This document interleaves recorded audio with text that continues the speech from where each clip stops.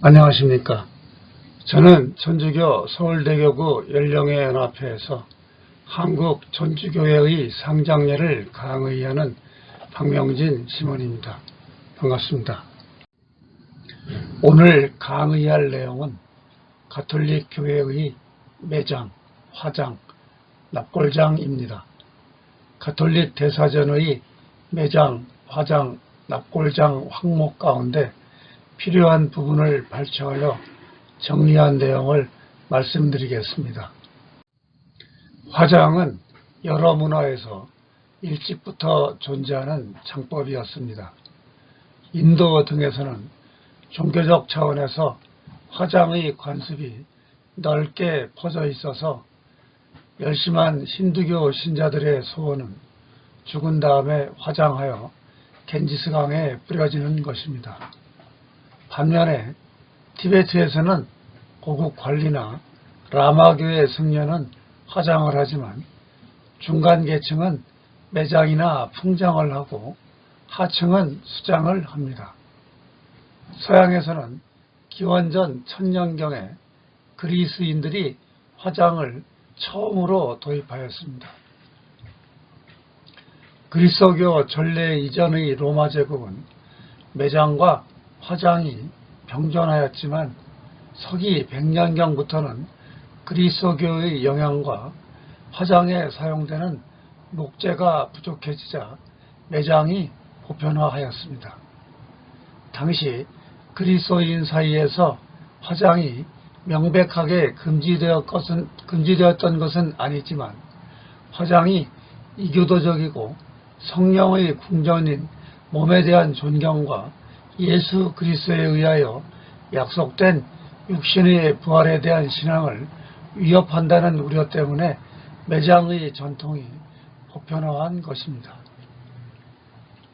785년 까롤루스 대제가 화장한 자를 사형에 처하는 법을 제정한 후 9세기에 이르러 화장 관습은 사라져 17세기에 전 유럽을 강타한 흑사병과 같은 전염병이나 전쟁, 그리고 자연재해 등의 예외적인 상황을 제외하고 19세기까지 유럽에서 화장은 거의 찾아볼 수 없었습니다. 그런데 근세 이후 반그리스도교 단체들이 부활과 영혼의 불멸성을 부정하기 위하여 죽은 이를 화장해야 한다고 주장하기 시작하였으며 르네상스 시기에 들어서자 자유주의자들이 공공의 위생과 땅을 보호한다는 차원에서 화장을 입법화하였습니다. 계몽주의 사상과 프랑스 대혁명의 영향으로 1800년에는 프랑스에서 화장을 공식으로 허용하였으며 마침내 전 유럽에 급속하게 퍼졌습니다. 18세기 초 영국에서 시작된 세계 시민주의적이고 인도주의적 우회를 목적으로 결성한 비밀단체인 프리메이슨이 1869년 나폴리에서 개최한 국제회의에서 그리스도교의 부활신앙을 부정하고 교회에 반대하는 수단으로 화장을 권장하기로 결정하였습니다. 미국은 1876년 펜실베니아주 워싱턴시의 외곽에 최초의 화장장을 세웠고 1913년에는 미국 화장연합회를 결성하였습니다. 독일은 1878년에 고타에 최초의 화장장을 만들었고 1934년에 화장과 매장을 법적으로 동등한 장례 절차로 선포하는 화장에 관한 법률을 제정하여 화장 선택을 합법화하였습니다. 2000년 현재 미국 사람의 약 26%와 캐나다 사람의 약 45%가 화장을 선택하였으며 영국은 70%, 덴마크는 67%가 화장을 하고 일본은 98.5%로 세계 제1위의 화장국가입니다. 그러나 가톨릭 국가인 이탈리아는 1994년 현재 2%에 불과하고 스페인 역시 4.2%에 불과했던 것입니다. 가톨릭 교회의 장례 예절은 성경과 교회의 오랜 역사에 바탕을 두고 있습니다. 구약 성경은 화장을 명시적으로 금지하지 않았습니다. 그러나 화장은 단지 하나의 예외적인 장례 방식일 뿐이고 또한 범죄에 대한 처벌 형태로 언급되기도 합니다. 즉, 이스라엘 민족에게 화장은 불명예스러운 반면에 매장이 정상적이고 창조주의 뜻에 맞는 자연스러운 것으로 암시됩니다. 신약 성경에도 매장을 통한 장례 방식이 일반적으로 거론됩니다. 라자로도 매장하였으며 비록 죄를 지었지만 하나니아스와 그의 아내인 사피라도 매장하였습니다.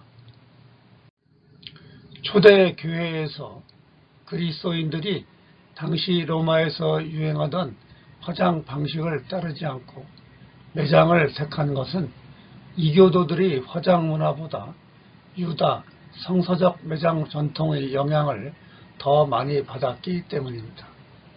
또한 땅의 무덤으로서 장례식을 예수님의 죽음과 무덤에 묻힘, 부활의 신비에 연결하여 그 신비에 참여하는 길로 보았기 때문입니다. 로마의 까타콤바의 유적들은 초대 그리스도인들이 간직하였던 부활신앙의 전통을 잘 설명해주고 있습니다. 이처럼 그리스도교의 전통은 육신의 부활에 대한 믿음과 그리스도를 머리로 하여 신비체의 지체를 이루는 신자들에 대한 존경심을 상징적으로 드러내고자 죽은 이를 땅에 묻었고 이는 교회의 장례식으로 이어져 왔습니다. 따라서 전통적인 가톨릭 교회의 장례는 죽은 이의 시신을 땅에 묻는 매장입니다. 이는 그리스도교적 의미에서 시신에 대한 예우이고 죽은 이에 대한 존경의 표시입니다. 여기에는 인간의 육체가 하느님의 모상대로 창조되었고 이 세상에서 영원한 생명을 준비하는 몸이며 세례성사로 축성된 성령의 궁전이라는 그리스도교적 기본인식이 전제되어 있습니다. 따라서 유물론적인 세계관을 따라 그리스도교 신앙과 영혼의 불멸성, 죽은 이들의 부활을 부인하는 등의 반교회적인 동기에서 화장을 주장하고 보급한 움직임에 대하여 가톨릭 교회의 입장은 확고하였습니다.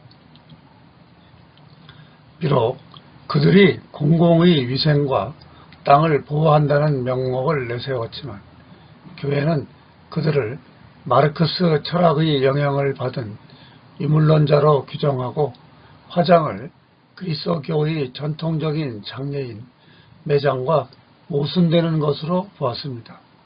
이러한 맥락에서 1886년에 교황청은 가톨릭 신자들이 화장협회에 가입하는 것을 금지하였고 명시적으로 장례를 화정으로 거행하지 못하도록 하였습니다.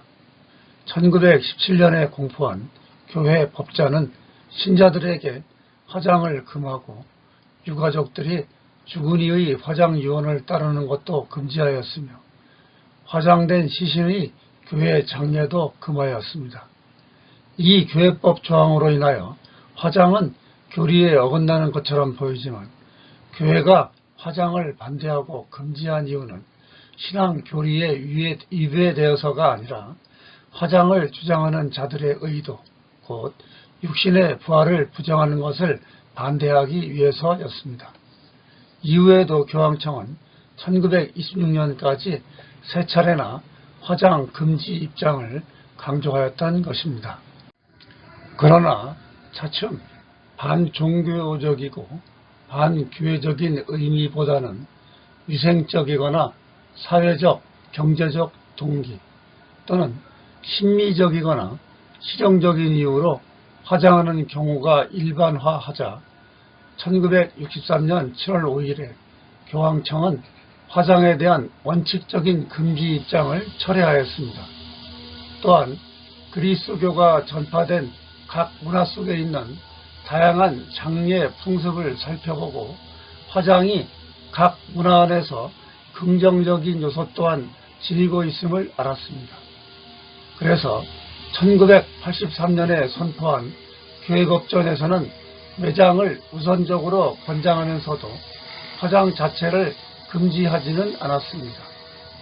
교회는 죽은 이들의 몸을 땅에 묻는 경건한 관습을 보존하기를 간곡히 권장한다. 그러나 화장을 금지하지 아니한다. 다만 그리스도교 교리에 반대하는 이유들 때문에 선택하였다면 그러하지 아니하다. 따라서 그리스도교를 반대하는 이유에서 화장을 선택하고 죽기 전까지 뉘우치지 않은 사람의 경우는 비록 현실적으로 그 사실 여부를 확인하기 쉽지 않지만 오늘날에도 여전히 교회 장례를 치를 수 없다. 가톨릭 교회의 공식 교리서인 가톨릭 교회 교리서는 교회는 죽은 이들의 몸을 땅에 묻는 경건한 육신 부활의 신앙을 부정하는 것이 아니라면 교회는 화장을 허락한다. 이렇게 기술하고 있습니다. 또한 가톨릭 교회가 신자들의 화장을 허락하기는 하였지만 적극적인 권장 사항은 아닙니다. 기본적이고 원칙적인 교회의 장례법이 매장이라는 것은 변하지 않았습니다.